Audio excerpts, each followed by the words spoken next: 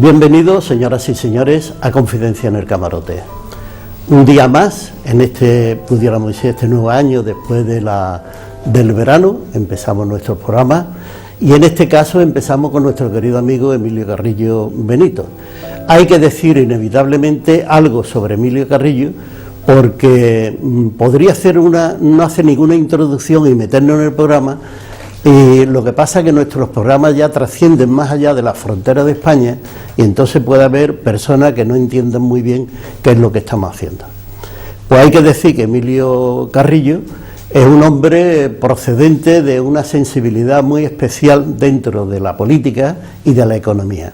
Es un hombre que su trabajo consiste precisamente en temas económicos, y él además es economista y es profesor de la Universidad de Sevilla.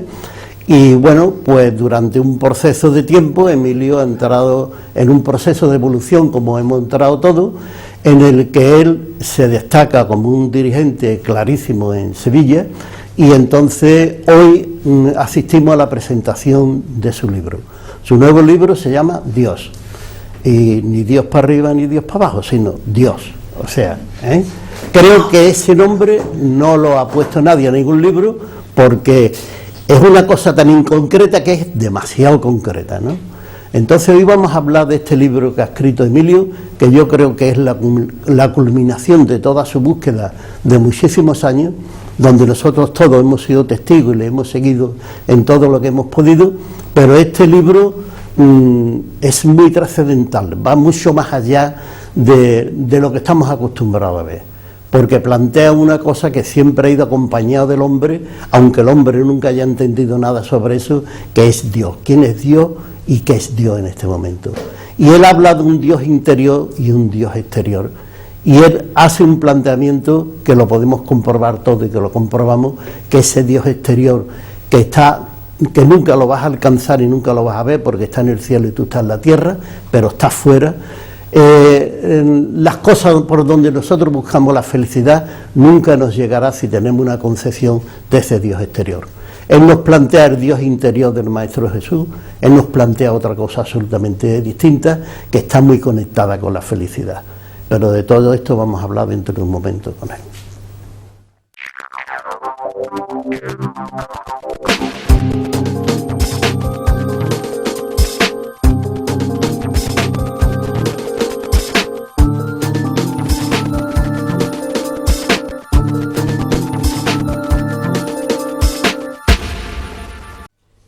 Bien, pues estamos en Confidencia en el Camarote de nuevo, y estamos ya con nuestro querido amigo Emilio Carrillo. Hola, Emilio. Muy buenas, Ángel. Encantado de verte, aunque Igual. Eres una de las personas que más se ven en Confidencia en el Camarote. Bueno, pero no es lo mismo a través de la red que aquí en persona. Estoy encantado de estar contigo. Es distinto un poco eso, pero nos agrada muchísimo que estés por aquí. Y más, como he dicho en un principio, con este libro que propones, que pueda ser un elemento interesante para las personas que son buscadores de la realidad, de la verdad, de la vida y tal. Yo creo que ese es el libro, en este momento, culminante de tu vida, Emilio. Es que yo creo que ahí has echado todo lo que tenías. Y esas experiencias que has tenido últimamente tan gravísimas, yo creo que están ahí perfectamente marcadas como una enseñanza. Sí, perfecto. El libro es fruto de un proceso muy largo, de casi medio año, de mucho silencio, sí, de mucha introspección. Desde principios de diciembre del 2012 hasta prácticamente mayo del 2013, las horas de meditación que yo hago normalmente por la mañana se complementaron con muchas horas por la tarde. Dejé todo tipo de charlas, dejé todo tipo de encuentros, sí, y lo que me dediqué fue a buscar en mi interior. Emilio, antes de empezar con eso, vamos a saludar a nuestras amigas y nuestros amigos que están aquí. Faltaría más. Que habría que decir que no solamente son los que están ahora mismo que se ven en la televisión físicamente, sino que hay un montón de personas que están aquí con los técnicos, y que les agradecemos a todos ellos que estén aquí con nosotros, aunque no hayamos podido darle lo que ellos necesitaban, que es un lugar para estar cómodo viendo y escuchando este programa. Pues Emilio, sigue hablando de lo que estabas comentando. Pues como resultado de ese silencio, durante esos meses fui sintiendo una serie de cosas. Y en un momento concreto sentí en mi interior el compartir todo eso que durante esos meses había visto y había sentido. Y fundamentalmente, para ir al grano, el elemento clave de todo lo que había sentido se relaciona con Dios, o como cada uno quiera llamarlo. Me da exactamente igual el tema del nombre, porque además es el no nombre. Le podemos llamar Dios, le podemos llamar Padre Madre, le podemos llamar fuente, energía, Alá, Vishnu, como cada uno considere oportuno desde su interior. Pero yo creo que todos nos entendemos cuando se utiliza el término Dios, por lo menos en nuestra cultura y en este país y en nuestra lengua. Yo lo que sentí, Ángel, es que hay muchos temas concienciales y espirituales muy importantes. Tú en tu programa los tratas maravillosamente, muchos de ellos. Ahora bien, lo que yo he sentido es que en el momento evolutivo de la humanidad, en este preciso instante, la comprensión de la divinidad se ha convertido en el meollo de la cuestión. Y que podemos dar muchas vueltas en torno a ello, con temas todos, insisto, muy trascendentes, pero que ha llegado el momento en el que los seres humanos cojamos el toro por los cuernos. Llevamos miles y miles de años hablando de la divinidad, hablando de Dios, hablando de lo divino, y digamos realmente de qué estamos hablando cuando hablamos de Dios. ¿Qué es Dios? ¿Qué soy yo con relación a Dios? ¿Qué relación Dios mantiene conmigo? Y sobre todo y muy fundamentalmente, que es lo que desde mi interior ha fluido con más fuerza, ¿qué efecto tiene esto en mi vida práctica?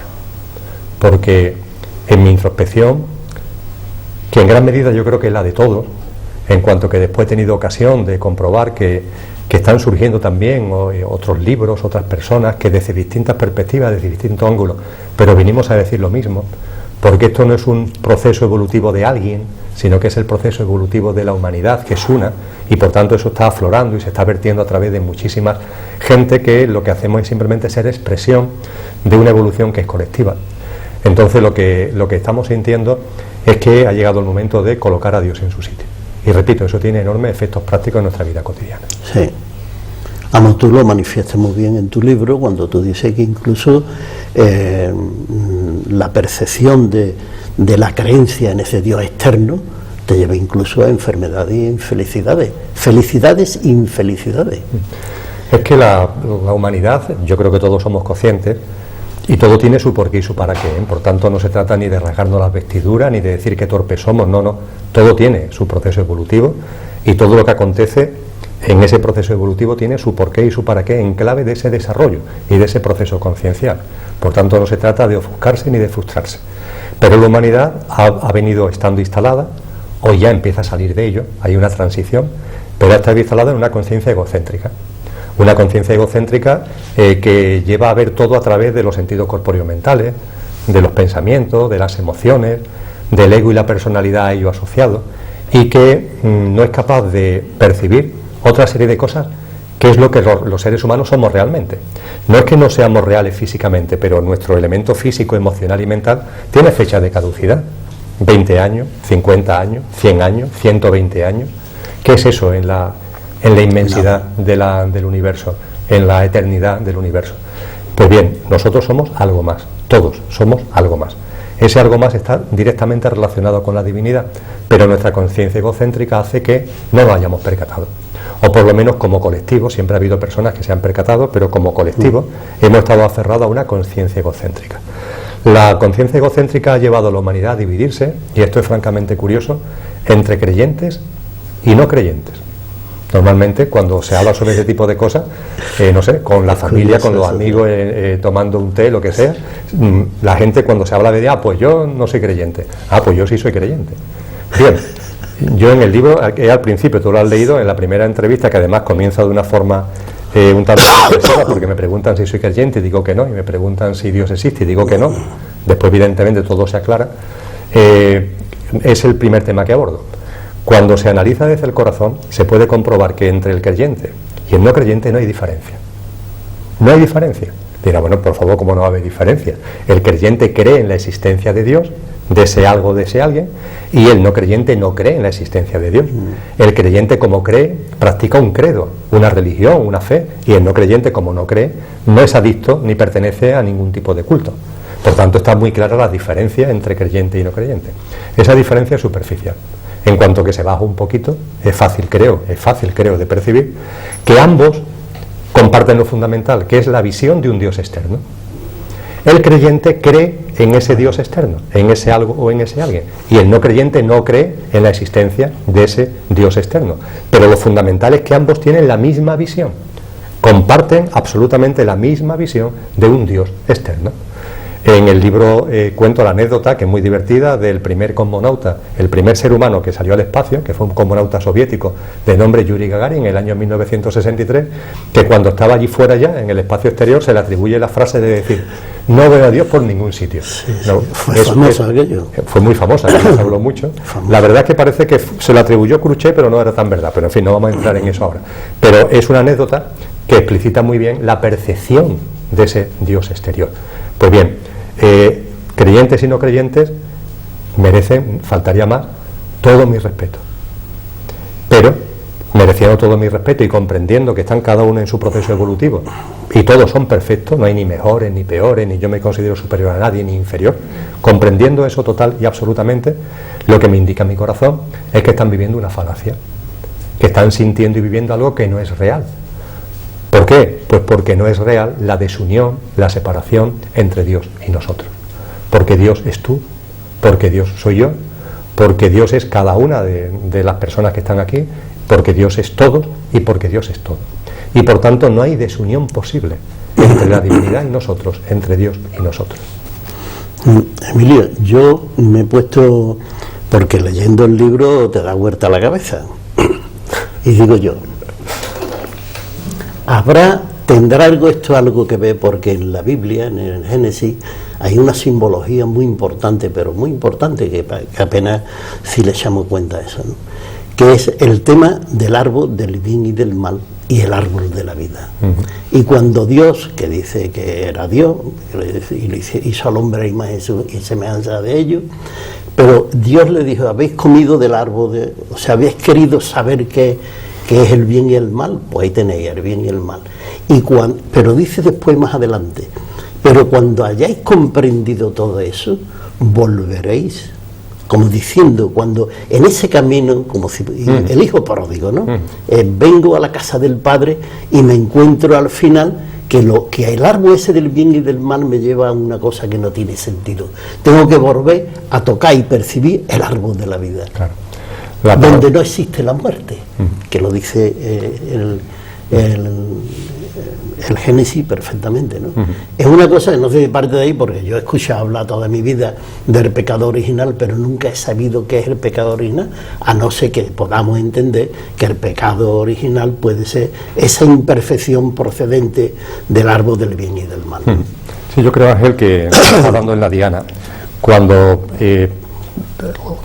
con la famosa salida del paraíso, dicho metafóricamente, que de una forma o de otra aparece en muchas creencias, en muchos sistemas de creencias, en muchas religiones. Lo que se nos está haciendo ver es que es el momento, por así decir, donde el ser humano se separa de Dios, del Dios que somos. Exactamente. Hay una separación. Se empieza a percibir a Dios como algo distinto de yo. En cuanto que se produce ese hecho, es decir, en cuanto que tú te separas de Dios y empiezas a percibir a Dios como algo exterior, fíjate que como si fueran fichas de dominó, estas que tú tiras una y van cayendo, fíjate, porque es muy simple.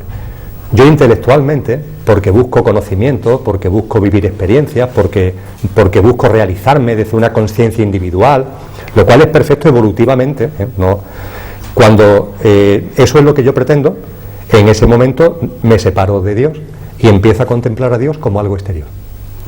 Esa es la primera ficha de dominó, la separación de Dios, el Dios exterior. Esa ficha cae. ¿Qué es lo que pasa? Que como percibo a Dios como algo exterior y ajeno a mí, no soy capaz de darme cuenta de que Dios es yo. Es decir, no percibo mi verdadero ser y mi naturaleza divina. Siguiente ficha de dominó: como no percibo mi verdadero ser y mi naturaleza divina, no soy capaz de darme cuenta de quién realmente soy. No soy capaz de darme cuenta, Ángel, de que yo soy la paz. No soy capaz de darme cuenta de que yo soy amor. No soy capaz de darme cuenta de que yo soy la felicidad y que tengo dentro la felicidad como estado natural. No soy capaz de darme cuenta que soy pureza. ¿Y la salud? No soy capaz de darme cuenta de que soy sano, de que no tan sano como que soy eterno. No, es decir, todos los atributos de mi divinidad no los percibo, como consecuencia de que no me identifico con quién soy. Y finalmente, la siguiente ficha de dominó que cae es que como no me identifico con lo que soy, me identifico con lo que no soy. Es decir, me identifico con aquello que está más a la vista, con lo físico, con lo material, con lo corpóreo mental. Y a partir de ahí surge de mí una naturaleza, vamos a llamarle egocéntrica, que lo que hace Ángel es buscar el bienestar en el exterior. En lugar de percibir que yo tengo la felicidad dentro, yo, tú, todos, porque forma parte de nuestro verdadero ser, en lugar de percibirlo, nos lanzamos fuera, buscando el bienestar. Con lo que el Dios exterior, esa visión, tiene como derivación lógica, fichas de dominó, la búsqueda del bienestar en el exterior. Y ahí viene el célebre árbol de la vida. Como te has separado de Dios, salida del paraíso, la metáfora del árbol de la vida lo que nos dice es, te vas a meter en un camino que es el tuyo, evolutivamente, que tiene su porqué y su para qué, ya retornarás. Pero te metes en un camino en el que buscando el bienestar, árbol del bien y del mal, vas a practicar lo que en el libro, por denominarlo de alguna forma, yo denomino la experiencia dual. La experiencia dual. ¿En qué consiste la experiencia dual?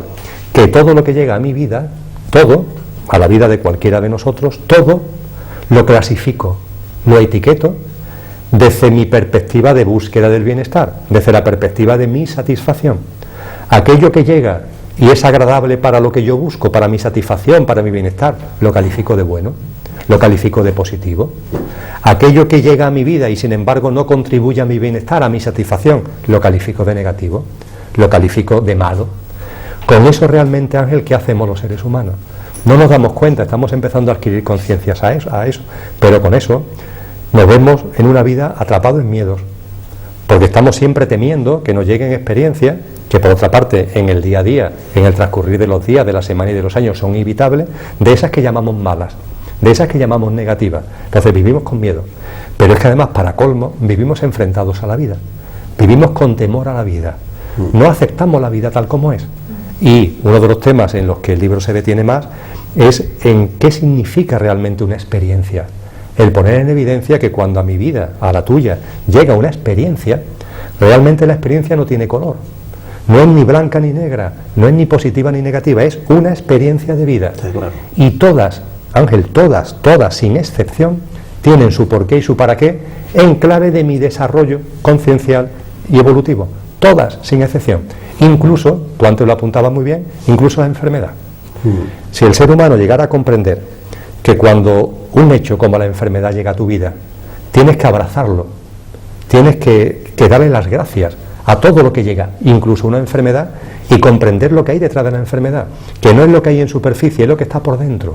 Darte cuenta que la enfermedad no llega por algo físico, tiene un síntoma físico, pero la enfermedad llega por un proceso que es interior, que tiene que ver con cosas que están en tu interior.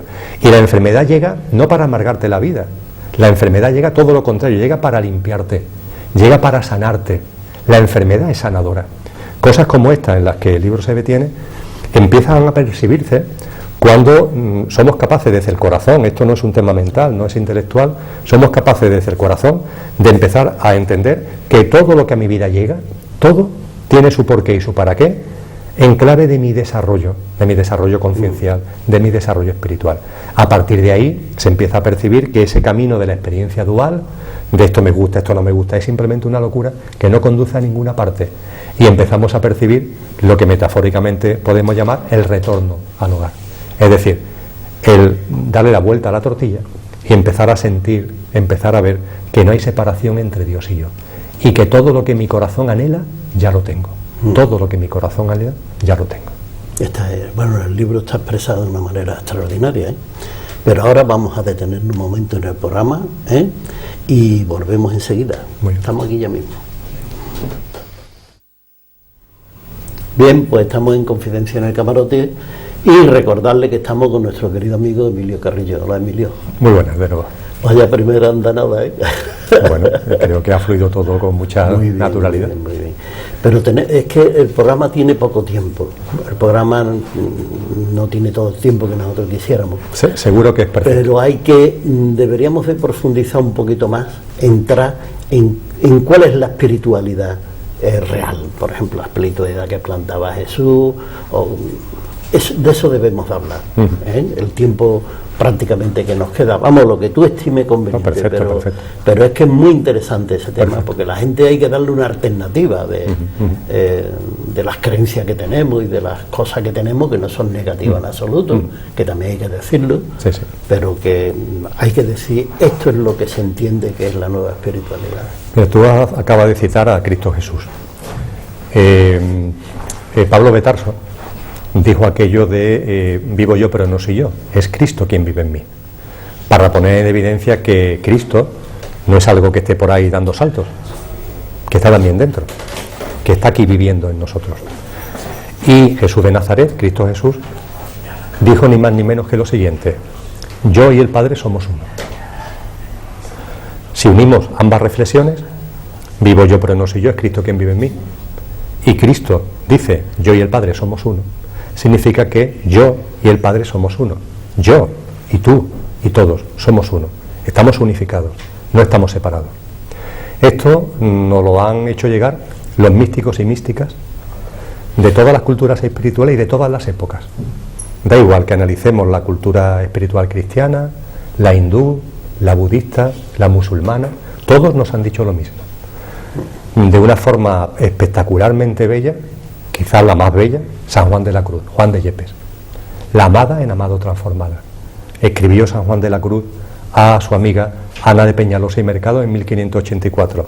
El más perfecto grado de perfección, hizo esa redundancia, el más perfecto grado de perfección a que el ser humano, a que en esta vida se puede llegar, es la transformación en Dios. Y después lo expresó de una forma preciosa en verso: amada en el amado, transformada. Eso nos lo han dado todos los místicos y místicas. La espiritualidad que ahora estamos sintiendo muchísimos seres humanos es esa espiritualidad. Pero permíteme que afine un poquito más. Es una espiritualidad que algunos llaman nueva, porque es verdad que con relación a los místicos y místicas de todas las épocas hay dos importantísimas diferencias. La primera, que esto ya no es algo aislado. Ya no son cuatro locos, ya no son cuatro gatos. Ya no es Santa Teresa dando salto por ahí con San Juan de la Cruz y Fray Luis de León y Miguel de Molino. Ya no es solamente Arabí, Rumi, Al-Jalal diciendo aquello de que Dios es yo y yo soy Dios cuando ceso de ser yo. Ya no son cuatro locos, esto es algo masivo. Masivo. Es verdad que no sale en los periódicos, es verdad que no sale en los informativos, pero es masivo el hecho de que millones y millones, me da igual el número, una enorme cantidad de seres humanos estamos sintiendo dentro que esa ficción del Dios exterior en mi vida ha acabado. Que no, que yo no tengo que realizar ahí cultos farragosos, ni tengo que buscar intermediarios, que se acabaron las reglas, los cánones, la doctrina, los dogmas, los pecados, las culpas, que eso se ha acabado, totalmente. Y que mi divinidad, porque la tengo, porque está aquí, quiere expresarse con libertad, Ángel, con mucha libertad. Es una espiritualidad, por tanto, radicalmente libre. Una espiritualidad de hombres y mujeres que sentimos en clave de amor y que queremos vivir en clave de ese amor, dando, compartiendo, desalojando de nuestro interior todo lo que sabemos que nos sobra para quedarnos desnudos en lo que único que somos, en nuestra divinidad. Y a partir de ahí, colectivamente, construir una nueva humanidad que va a surgir precisamente de esta nueva visión y de esta nueva percepción de las cosas. Esa nueva espiritualidad es verdad que pone en solfa por completo lo que hasta ahora ha sido el gran instrumento, ¿no?, de la espiritualidad, que han sido las religiones. Las religiones, Ángel, han jugado su papel, han tenido su porqué y su para qué, y desde el corazón le tenemos que estar muy agradecidos a ese papel que han jugado. Pero ya en nuestro momento evolutivo ha acabado. Las religiones se pusieron fecha de caducidad a sí mismas cuando se institucionalizaron. Al institucionalizarse se hicieron humanas, demasiado humanas, y han podido aportar hasta que han llegado a un punto límite que ya en nuestra evolución, en la tuya y en la mía, queremos algo más. Y ese algo más es fundamentalmente una espiritualidad libre y una espiritualidad dirigida sobre todo a soltar. Es decir, lo que estamos sintiendo en nuestro interior es que nuestra espiritualidad nos lleva a traer cosas, no, que nos sobran todas. que no queremos conocimiento, que no queremos seguir llenando los muebles, nuestra casa de muebles, que lo que queremos es desasirnos, vaciarnos, desalojarnos, porque de esa forma intuimos que nos estamos acercando a nuestra auténtica naturaleza divinal, porque desde luego, por ejemplo, uno de los atributos que el ser humano le ha dado a la divinidad es la omnipotencia. En la clave egocéntrica en la que hemos venido evolucionando hemos pensado que la omnipotencia es tener mucho, acumular mucho, poder hacer muchas cosas. Sin embargo, cuando uno va acercándose a su naturaleza divinal, te sonríes porque sentimos lo mismo. Ese tío inmensamente rico es un desgraciado. Claro, porque sentimos exactamente lo mismo. Claro. Cuando nos vamos acercando a nuestra naturaleza divinal, ¿qué es lo que sentimos? Que la omnipotencia no está en tener mucho, claro, sino en no necesitar nada. ¿Qué es lo que le pasa a nuestra divinidad? Que no necesita nada. Es que no necesitamos nada. Es que para vivir, que es para lo que estamos aquí, por cierto, para vivir, para gozar de la vida, para gozar del planeta, al que pertenecemos, por cierto, que no nos pertenece, para gozar de la naturaleza, para gozar de nuestra comunidad humana, para eso solo se necesita vivir. Y lo que es evidente, Ángel, es que en nuestro camino evolutivo, y repito, perdona que sea pesado, ha tenido su porqué y su para qué, hemos confundido vivir con sobrevivir. Y hemos confundido la vivencia con la supervivencia. Hoy cada vez más personas sentimos, hombre, que sobrevivir puede tener un sitio en tu vida, como lo tiene el instinto de conservación. Ahora bien, que aquí no estamos para sobrevivir, aquí estamos para vivir. Y para vivir no necesitamos nada, necesitamos solamente la vida. Y esa nueva espiritualidad es la que está brotando y la que está expandiéndose desde el corazón de muchísima gente en los 5 continentes. Emilio, voy a introducir un elemento que no tiene aparentemente nada que ver con el libro, pero que el nuevo Papa Francisco puede dar mucho la lata porque va en esa dirección, el nuevo Papa Francisco. Eso de San Francisco de Asís, me lo recuerda, ¿no? Hombre, necesito poco, dijo San Francisco de Asís, como ser humano que se estaba acercando a su dimensión divinal, que se estaba transformando en Dios, en palabras de San Juan de la Cruz. San Francisco de Asís nos dejó aquello de tan bello de necesito poco, y lo poco que necesito, lo necesito poco. Es así, la vida es eso. Y ha habido, insisto, personas a lo largo de la historia que no lo han dicho. La diferencia, Ángel, repito, es que ya no somos unos pocos, sino que somos muchos. Ya no son unos cuantos seres humanos aislados, sino que somos muchos. Y quizá apurando un poquito más, además de esa diferencia con los místicos y místicas de todas las épocas, hay una segunda importante. Y es que ya nuestra espiritualidad no necesita vivirse en un credo religioso. Los místicos y místicas, por los motivos que fueran... Era impensable. Claro, era impensable. Los místicos, llámese Rumi o llámese San Juan de la Cruz, sintieron la necesidad de vivir su credo, su visión y su percepción de la divinidad en un credo religioso. Hay que entenderlo, eran momentos concretos, épocas concretas. Hoy ya, sin embargo, esa necesidad no la tenemos. No la tenemos. Sabemos perfectamente que no podemos expresar sin ningún credo. Y para ahondar un poquito más en ese tema, yo creo que cuando hablamos de Jesús estamos hablando de nosotros, y cuando hablamos de los apóstoles también estamos hablando de nosotros. Claro. Es que hay alguien que quiere a la fuerza dar a entender que cuando Jesús habla, que ese es hijo de Dios directamente, no es el hijo de un hombre y una mujer, y que los apóstoles tampoco, eso cuando ellos hablan, no, mire usted, cuando habla Jesús habla al hombre, cuando hablan los apóstoles habla al hombre. Vamos, es que con más claridad, Cristo Jesús no lo pudo expresar con más claridad. Él se presentaba y se definía como hijo de Dios y como hijo del hombre. Es decir, exactamente igual que tú. Tú eres hijo del hombre. Tu dimensión física, emocional y mental es hijo del hombre, es hijo de un hombre y de una mujer. Tú eres hijo del hombre. Yo soy hijo del hombre. Pero ahora bien, tú eres hijo de Dios. Yo soy hijo de Dios. Que el Papa Francisco hace unos días dijo que Jesús llevaba y traía a Dios. Bueno, es una revolución. Porque es igual que en la misa decir María es la madre de Jesús, no es la madre de Dios. María es la madre de Jesús. Y fíjate, Ángel, qué cosa más bella. La Madre Teresa de Calcuta, en uno de sus últimos vídeos, dejó expresado lo que ella sentía como santidad. Ella dice: la santidad no consiste en otra cosa que en ejercer tus dones y talentos. Eso precisamente que Cristo Jesús dijo que tienes que compartirlo, no lo guardes, compártelo. La luz no está para ponerla abajo de la cama, sino para ponerla encima de la mesa. En eso consiste la santidad. Todos tenemos dones y talentos, cada uno los suyos, sin ser ninguno ni más ni menos importante que el otro. Tan importante es el talento de Einstein para contemplar las leyes de la astrofísica como la persona que sabe contar un chiste o que es capaz de hacer una buena tortilla de patatas. No hay distingos en valoración, todos los dones y talentos son preciosos. Y dice la Madre Teresa de Calcuta, son todos preciosos porque siendo nosotros, Dios cada uno de nosotros, la expresión más acabada de nuestra divinidad, fíjate, la expresión más acabada de nuestra divinidad son los dones y talentos. Y señala a continuación, los dones y talentos tienen una característica. Para identificarlo, bueno, ¿y cuáles son mis dones y talentos? ¿Tendré yo dones y talentos? Los dones y talentos son aquellas cosas que fluyen de nosotros, que realizamos, que ejercemos y que ponemos en práctica naturalmente, espontáneamente, sin esfuerzo. Es un hacer no haciendo, porque no cuesta trabajo. Es aquellas cosas que hacemos con entusiasmo. ¿Y sabe lo que significa entusiasmo? Etimológicamente, que procede del griego. Significa ni más ni menos que Dios en ti, con lo que todas las piezas se encajan. Yo soy, Dios es yo, expreso la divinidad que soy, la forma más acabada de expresarla son mis dones y talentos, y esos dones y talentos lo pongo en práctica con entusiasmo, porque entusiasmo significa precisamente Dios en ti. Muy bien, muy bonito. Tenemos que parar un momento, pero volvemos enseguida. Perfecto. Bien, pues estamos de nuevo en Confidencias en el Camarote y recordarle que estamos con nuestro querido amigo Emilio Carrillo, estamos hablando de la presentación de su libro que se llama Dios. Emilio, ahora vienen las preguntas de nuestros amigos y nuestras amigas que están en el plató, que hacen un trabajo muy interesante, ¿eh?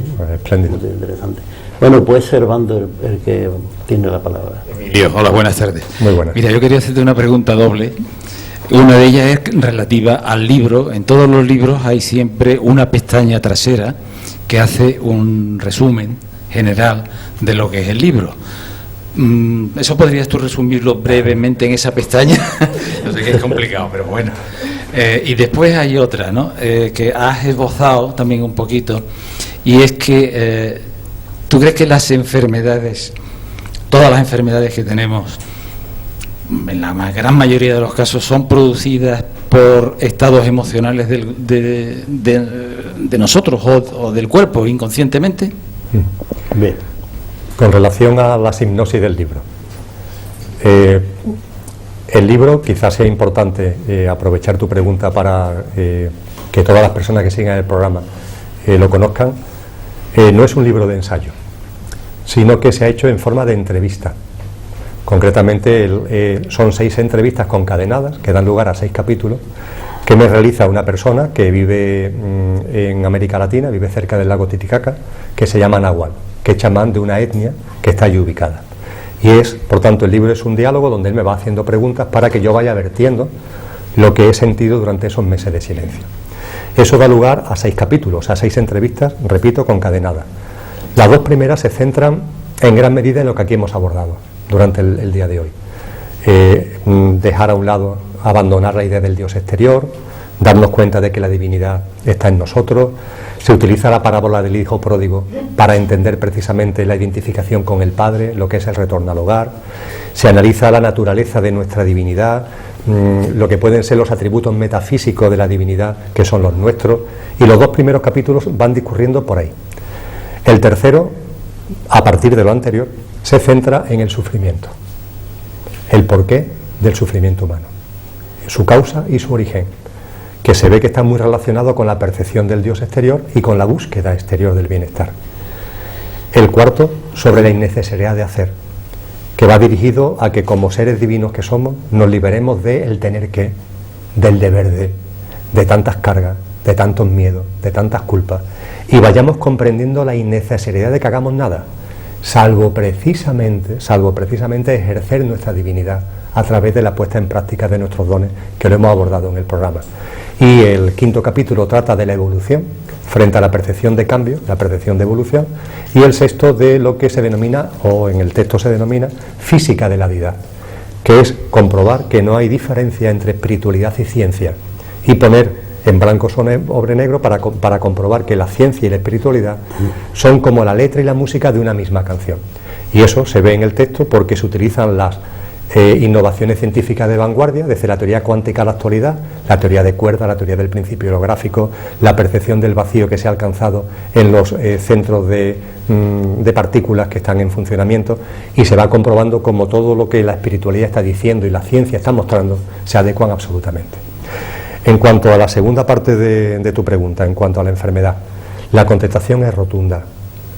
Toda enfermedad, toda, tiene su origen y su causa en el interior. En las emociones, algunas en las emociones y otras en cosas que son más profundas que las emociones. No soy yo, ha habido otras personas que mucho mejor que yo han hablado de las enfermedades del alma, que nos han hecho ver como eso que realmente somos en esa dimensión espiritual, en nuestro propósito de vida, en lo que estamos haciendo en esta vida, como cuando nos vamos saliendo de eso mismo que nuestro verdadero ser quiere, la enfermedad aparece en nuestra vida como para realinearnos con nosotros mismos, como para resituarnos con relación a nosotros mismos, a lo que somos. Y por tanto, soy categórico. Efectivamente, ninguna enfermedad tiene un motivo exterior. Todas la tienen exterior. Emocionales, concienciales, espirituales, son motivos y causas interiores. Tiene la palabra Juan Lega. Hola. Partiendo de lo que es la base del libro y que has expuesto antes, Dios es yo cuando dejo de ser yo, en nuestro deseo y en nuestra ansia por crecer, por ir tras la perfección, por hacer. ¿Cómo dejo de ser yo? Sería la pregunta. Dice, ¿cómo dejo de ser yo cuando es innecesario hacer?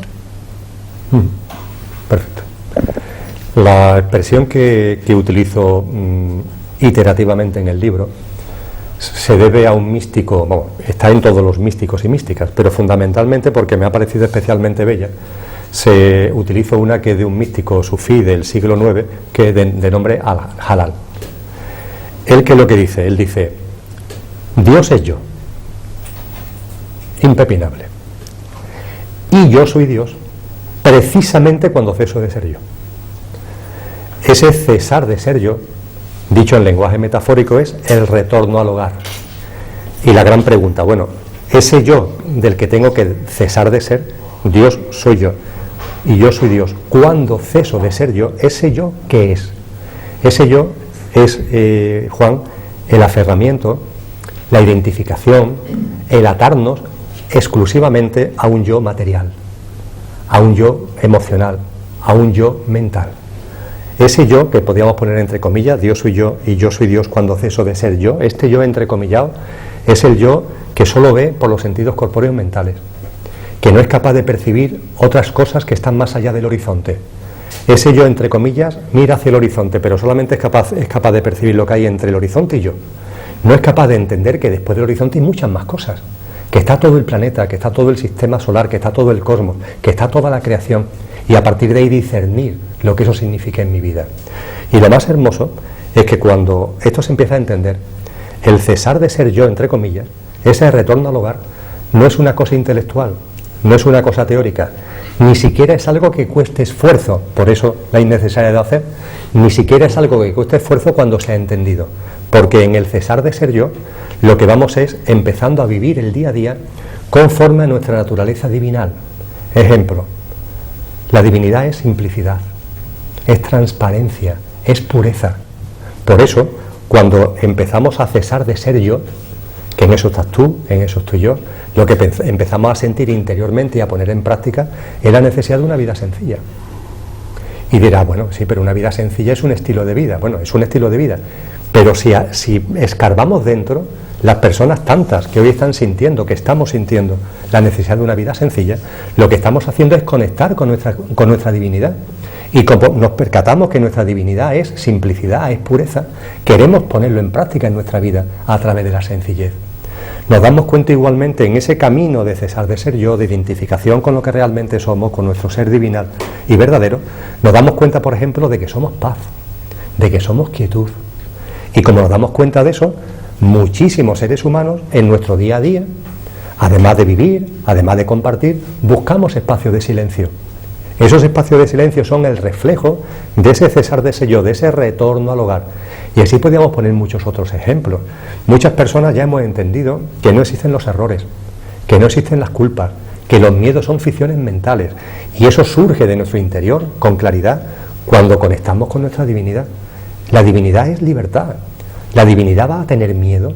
La divinidad se va a encarcelar a sí misma, como hacemos, como hemos hecho bajo la conciencia egocéntrica, en la cárcel de máxima seguridad de nuestros miedos, de nuestra necesidad de protección, de nuestra necesidad de cuidado, que bien lo dijo San Juan de la Cruz al final de su poema de la noche oscura, dejando mi cuidado entre las azucenas olvidado. Es decir, lo estupendo y maravilloso es que ese retorno al hogar, ese cesar de ser yo, no es algo teórico, es algo práctico y emana de nuestro interior espontáneamente, con naturalidad.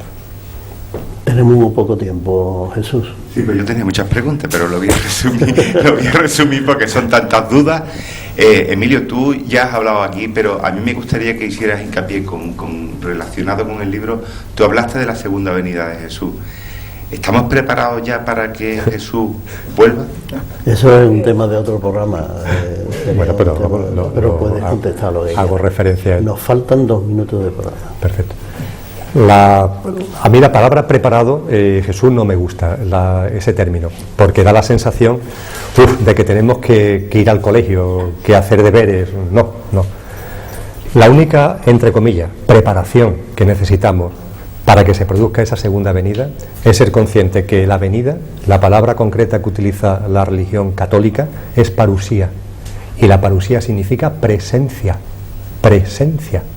En el momento en el que los seres humanos seamos capaces de que el Dios que somos se haga presente, esa es la segunda venida. En el momento en el que consigamos que el Cristo interior que todos tenemos, ese Cristo que es yo, aunque yo no me dé cuenta, se ponga en práctica, esa será la segunda venida, esa será la nueva humanidad. Y por tanto, sí, no creo que haya falta prepararse, simplemente ser lo que somos, Bueno, Emilio, tenemos que concluir, darle las gracias a todas las personas que están aquí en el plató, que están en nuestro programa, también a los que no se ven en la televisión y que están donde pueden, darle las gracias por su estancia aquí. Y Emilio, a ti pues, te deseamos lo mejor del mundo y te agradecemos muchísimo que hayas estado en nuestro programa. Yo te agradezco mucho que me hayas dado, como siempre, hospitalidad, y ha sido maravilloso sentir y compartir con vosotros y con vosotras. Muchas gracias. Gracias, Emilio. Bueno, y a nuestros oyentes, nuestros televidentes, hay que decirle que estos programas son posibles porque ponemos en práctica cosas que son cosas pudiéramos decir, de la nueva versión que viene al mundo, de la nueva versión que viene al mundo. Es que el Israel me está diciendo que mire la cámara. Ya, me hemos dado cuenta. Bueno, pues voy a mirar la cámara, no te preocupes. Y entonces, pues a nuestros oyentes y nuestros televidentes decirle que todo esto es posible, porque estos programas que nos cuestan mucho trabajo hacerlo, aunque parezca que no, después lo ofrecemos gratis a todo el mundo que quiera recogerlo, sea español o no sea español, para que se difundan por ahí. Estamos teniendo mucho éxito con eso. Y que son posibles también porque están aquí estas 2 figuras extraordinarias, que son Israel Jiménez y que son Juan Prieto, que son los que hacen posible que este programa funcione. Y son ellos los que de alguna manera pues llevan y traen todo lo que aquí decimos y todo lo que aquí hacemos. Gracias a todos y hasta la semana que viene, si Dios quiere.